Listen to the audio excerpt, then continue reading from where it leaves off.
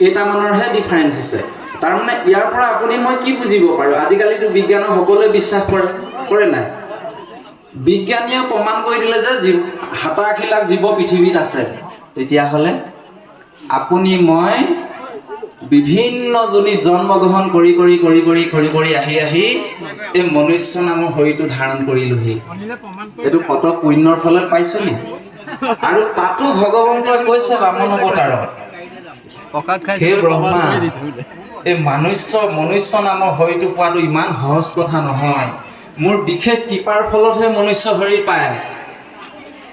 সেই মনুষ্য শৰীৰটো সাৰ্থক কৰিবৰ কাৰণে আজি ভকতসকল আহিছে ইয়ালৈ দেই। আৰু ভগৱন্তই আৰু এটি কথা কৈ দিলে, হে ব্ৰহ্মা, মনুষ্য শৰীৰটো পুণ্য ফলত পায় সঁচা কথা, কিন্তু তাতোতকৈ এটা ডাঙৰ সত্য হ'ল যে মোৰ বিশেষ কৃপাৰ ফলতহে আকৌ মোক ভকতি কৰিব পাৰে বুলি কৈছে। হয়নে বাৰু? ও ৰামে শতকোটি জন্মান্তৰে হুৱে মহাভাগ, ও নৰ শৰীৰক জীৱে তেৱে পাৱে লাগ,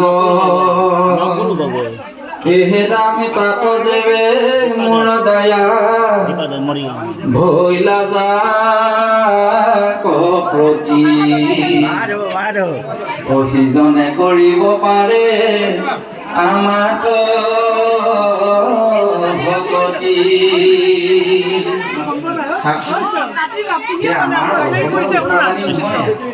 স্বয়ং প্ৰভু ভগৱন্তই কৈছে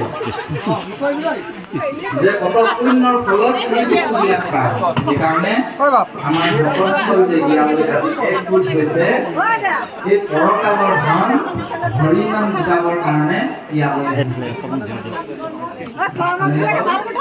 আপোনাৰ হবে এটা কথা জানি দুখ লাগিব, আমাৰ ভকতসকলে মায়া কিয় কয়?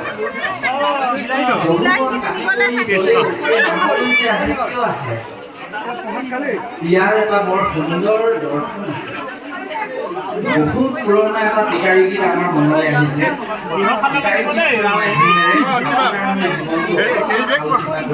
কেৰি বেগটো আছে কেৰি বেগ ক'ৰবাত সোমাই আছে, ৰ'ব মই ওলাই দিম ৰ'ব।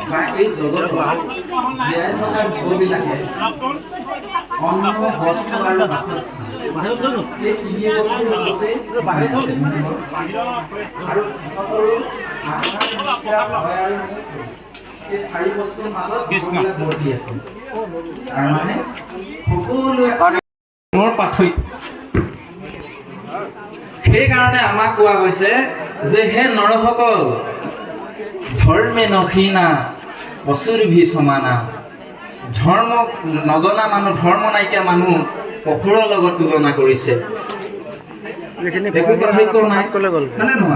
কোনফালে নাই?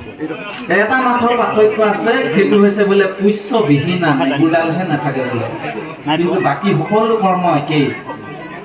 সেইকাৰণে আমাক কৈছে অকল খুৱাই বোৱাই যদি জীৱনটো অকল তাৰ মাজতে পাৰ কৰি দিব বিচাৰো, তেতিয়াহ'লে আমি পৰলোকত কান্দিব লাগিব, হয়নে? এহেৰা আমি কি কৰিলো ভকতি নকৰি, অন্তকাল পাইলে ক প্ৰভু ৰক্ষা কৰা হৰি। অন্তকালে আপুনি মই নিজক কিন্তু দুখিব লাগিব, হয়নে?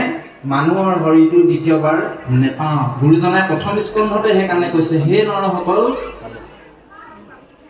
তোমালোকে এই মনুষ্য শৰীৰটো বৃথা নকৰিবা, হেন জানি ভকতি তেজিৱালা, আৰু ৰকি মনুষ্য হৈবা এৰাই তোলা, হয়নে?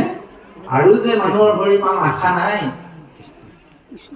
খোজে প্ৰতি অপৰাধ কৰিছো, পদে অপৰাধ কৰিছো, হয়নে বাৰু?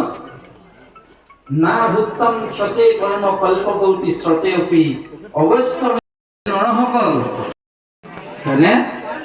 আপোনাৰ মোৰ লগত কি যাব? ভকত